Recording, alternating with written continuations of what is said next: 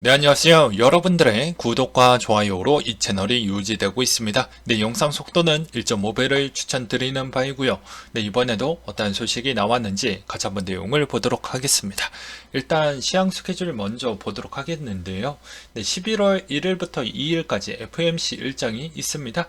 아마 11월 달에 75bp는 거의 확정적으로 보여지고요. 그 다음 12월 달부터 분위기가 어떻게 잡힐 것이냐, 그리고 내년 전망치도 같이 이야기를 할 것으로 보여지기 때문에 이 내용이 어떤 흐름으로 갈지가 이번 형태에서 위험자산에 모든 영향을 끼칠 것이라고 생각을 하시면 될 것 같고요. 11월 2일 일본의 9월 BOJ 의사록이 공개가 된다고 합니다. 그 다음으로 3일 BOE 통화정책 회의가 있는데요. 지난 회의에서 기준금리 50bp 인상한 2.25% 2연속 비스텝을 단행하기도 했습니다. 11월부터 양적 긴축에 들어간다라는 내용이 또 있었고요. 4일 미국의 고용보고서가 나오게 되고요.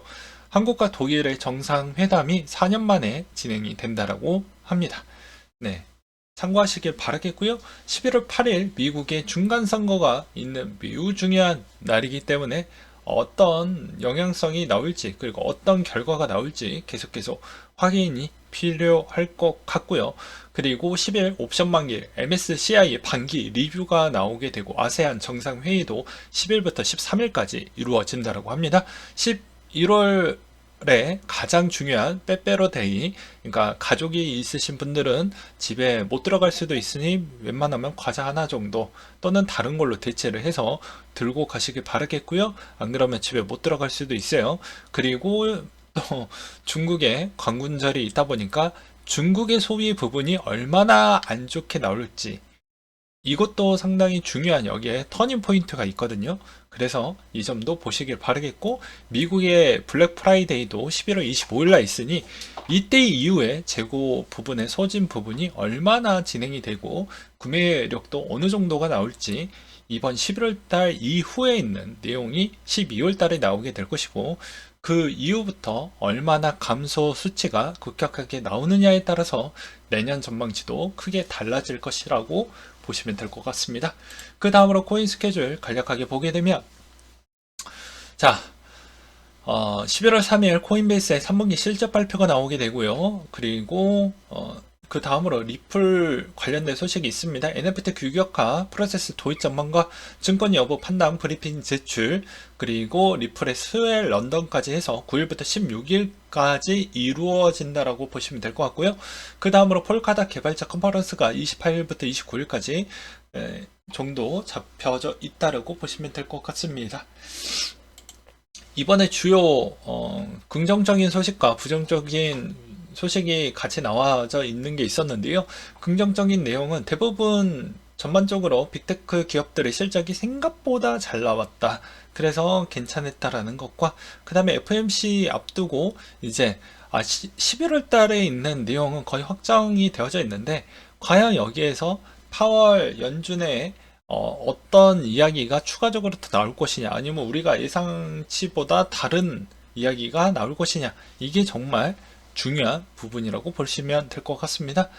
그리고 이제 부정적인 부분은 아무래도 PC 물가가 여전히 높게 나왔다라는 거, 그리고 그 다음으로 아마존 실적이 실망스러워졌다라는 점은, 아무래도 이제 아마존 실적이 좀 주춤이 보인다라는 거, 그만큼 구매력이 떨어졌다라고 볼 수도 있겠죠.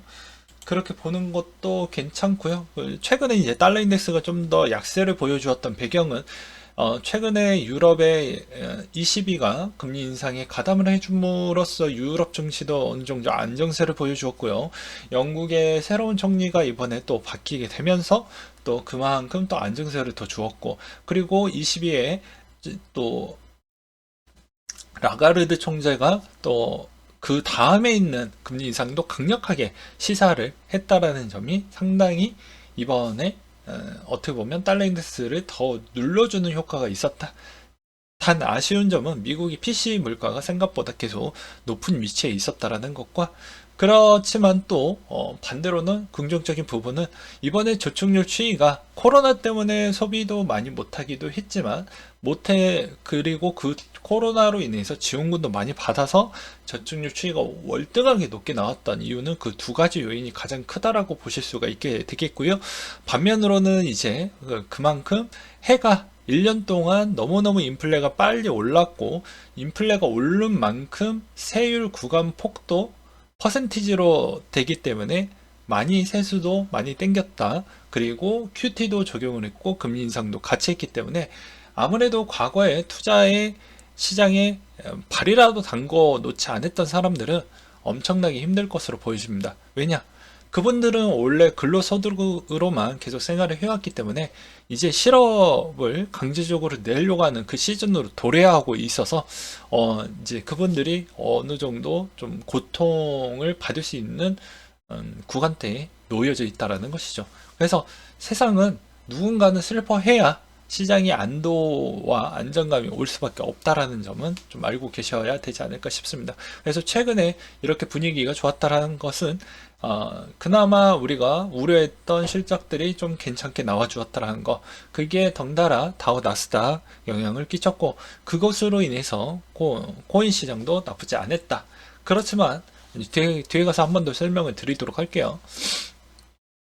그렇지만 코인이 왜 상대적 대비 좀 덜 올랐냐 부분은 뒤에 가서 설명을 드리고, 최근에 GM이 이제 광고 부분은 아무래도 테슬라와 경쟁 구도가 있기 때문에 이제 트위터 쪽에다가 광고를 나는 붙이지 않을 것 같아 라는 이야기에 있는 기사도 나오기도 했었고요. 견제하는 그런 회사들도 좀 있으니까 그런 행동을 보여주었다라고 보시면 될 것 같고, 그 다음으로 엔화 가치가 최근에 좀 많이 더 하락할 확률이 높다라는 내용이 나와주고 있습니다. 왜냐, BOJ는 계속 양적 완화, 외환 개입 부분이 계속 진행을 하고 있다. 근데 일본의 지금의 전략은 내년까지 버텨보자. 내년에도 만약에 비슷하면 아마 일본이 문제가 발생을 하면 언제든지 미국에 영향을 끼칠 수가 있습니다. 그 다음으로 또 이 시점에서 위메이드 이야기 또 안 짚고 넘어갈 수는 없겠죠. 위메이드 주가가 생각보다 너무 안 좋게 나왔고요. 그 영향으로 인해서 거의 20% 이상 주가가 많은 영향을 끼쳤고요. 그 다음에 위메이드도 이제 대부분 종목 토론실, 주가 토론실에서도 나왔던 내용들을 보게 되면 대부분 수천억 개미들한테 물량을 다 덤핑했다라는 이야기가 많이 나오고 있습니다. 근데 뭐 이게 이렇게까지 떨어졌던 배경은 뭐 실시간 방송에서도 말씀드렸다시피 이 기존에 있던 유통량 대비에 있는 유통계획 물량과 일치하지 못했다라는 게 가장 이슈가 나왔고, 그게 이제 변창호 씨가 쏘아올린 공이 이제 위믹스가 대응을 못한 꼴로 나오면서 우리가 이때까지 위믹스 장영국 대표가 내가 월급에 지금까지 사왔던 게 2억 원씩 계속 사주고 있는데 앞으로도 계속 사주겠습니다라는 그분도 이번에 사임을 하셨죠. 네. 그러면 누가 사줄까요?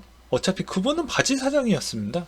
네, 그분이 오너였으면 상관이 없는데 그 말도 신뢰성이 있는데 오너도 아니죠. 그래서 사임하고 나서도 사주지는 않을 것이기 때문에, 그러니까 말장난 부분이 좀 과했다. 그리고 이 우리에 있는 눈속임을 여전히 드러났던 부분이겠고요.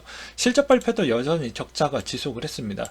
이게 되게 웃긴 게, 이거 아마 기억나실 분들은 나시겠지만 기존에 어땠습니까?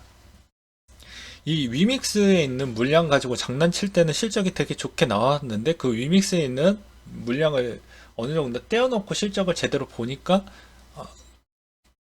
안 좋았죠.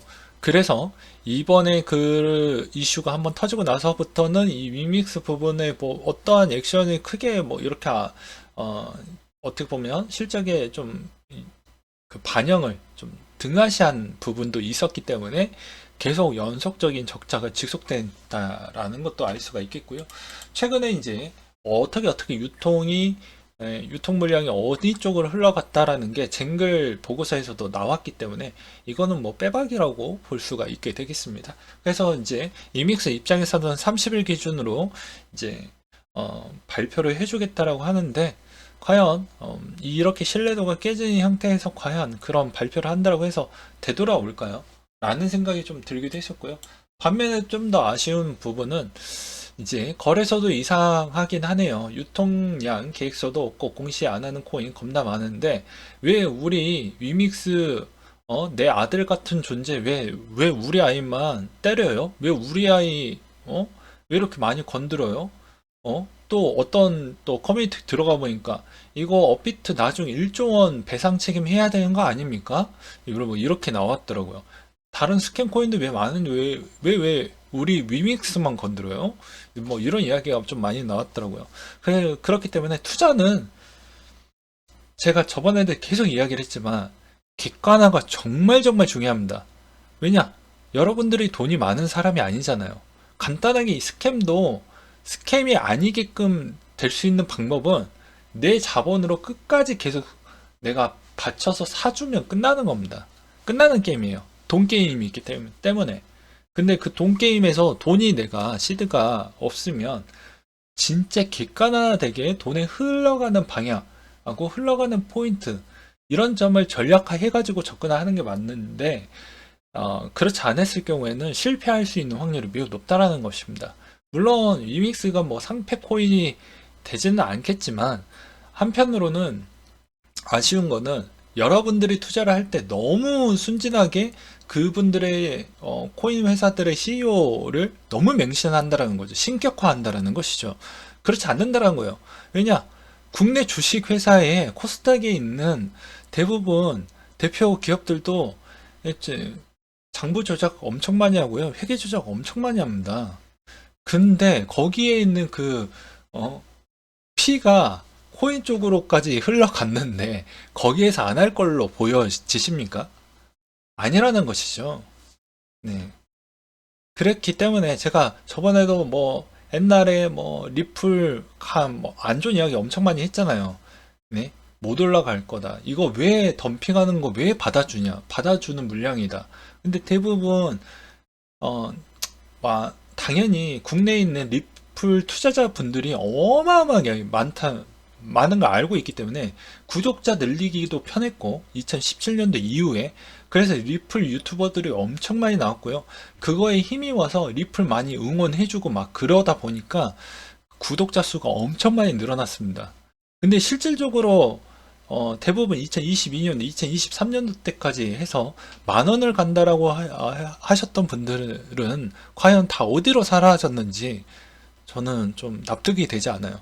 저는 아주 냉철하게 수익률 부분 대비와 전략하는 모델로 가는 게 이상적인 투자자의 마인드라고 보는 것이지, 이, 저기 이상만 쳐다보고 현실 부분은 부정하고 왜 우리 새끼 때려요 이렇게 해봐야 본인의 계좌 잔고에 남아나지 않는다는 겁니다.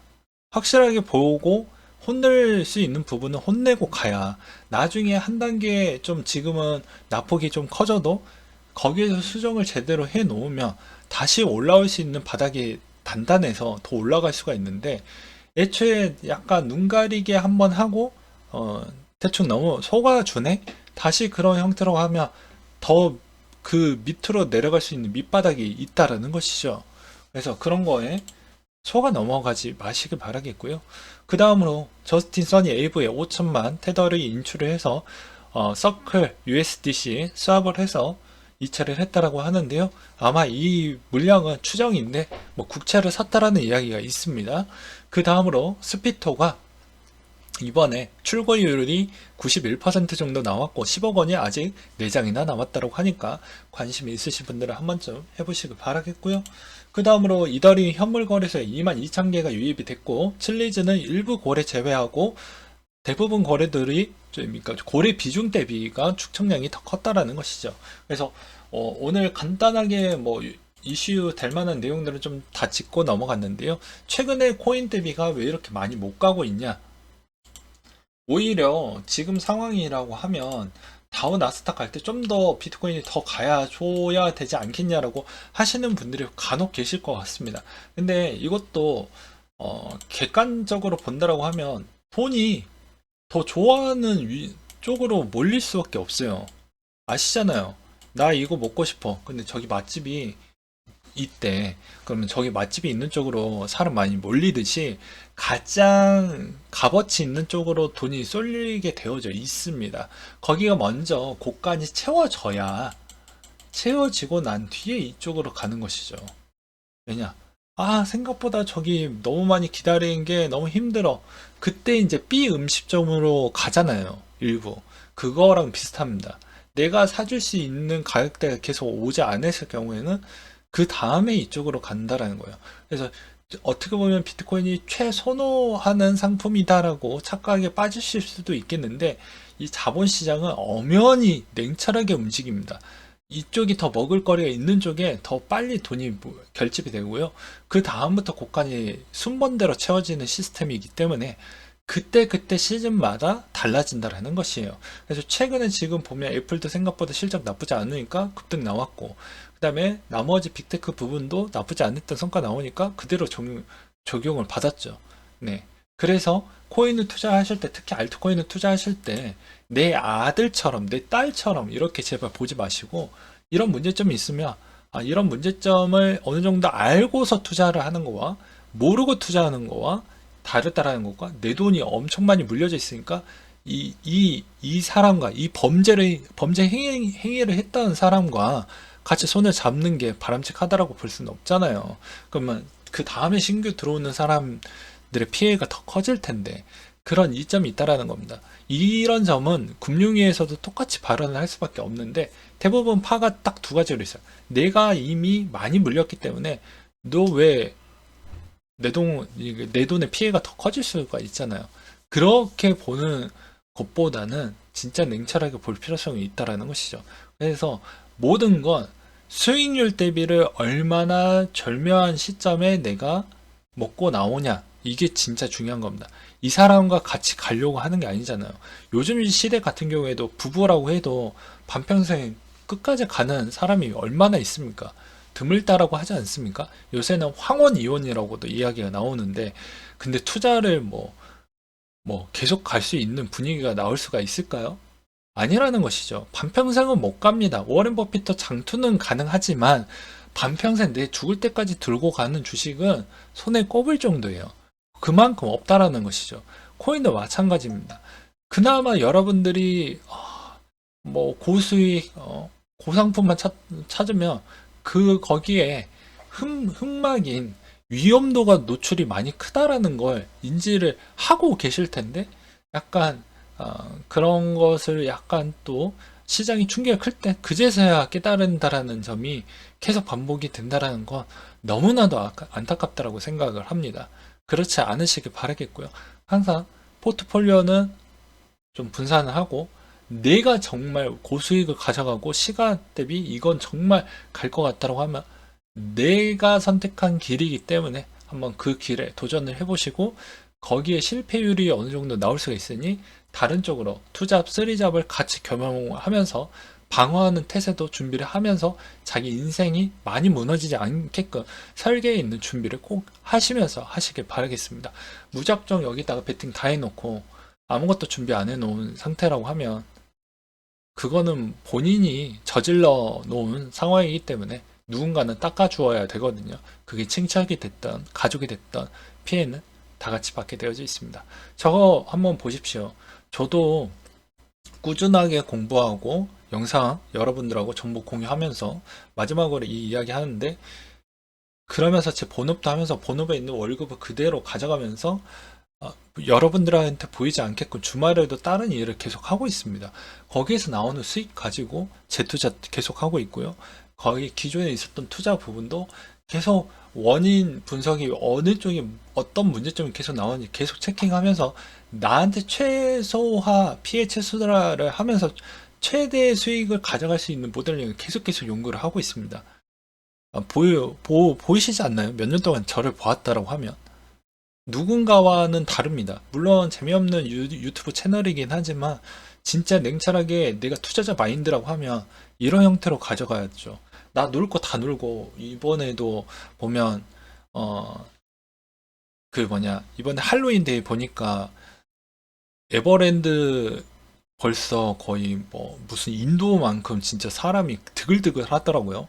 레고랜드도 꽉 찼고 저는 가보지 않았습니다. 사진으로만 보았지만 그걸 보면서 놀 거 다 놀고 시간 다 보내고 다 보내면서 나는 부자가 되고 싶어 하는 사람들에 있는 이중성에 있는 패턴이 너무 잘못됐다고 봅니다.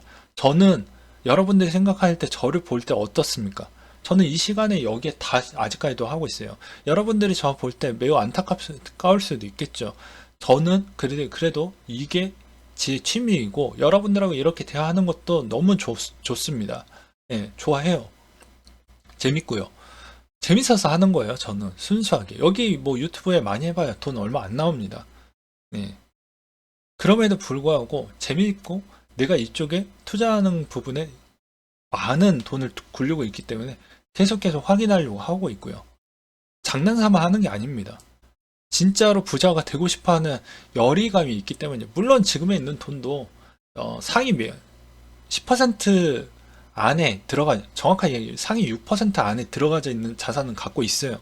그럼에도 불구하고도 더 높은 위치에 가려고 계속 발버둥 치고 있습니다. 그러니까 여러분들도 여러분들 나름대로 계속 제가 이야기를 하지만 투자는 뭐 약간의 뭐 내 위험성을 다 감수를 못한다라고 하면 최소화시키면서 최대화할 수 있을 만한 모델링을 본인이 찾을 수밖에 없어요. 누가 그거를 잡아줄 수는 없습니다. 단지 여러 이야기를 들어보면서 자신의 입맛에 맞게끔 그런 투자 기준을 잘 잡고 가라는 것이죠. 그게 실패가 나왔다고 해도 약간의 보완을 하면 보증이 가능하고 언젠가는 성공을 할 것입니다. 네, 이상으로 마치도록 할게요.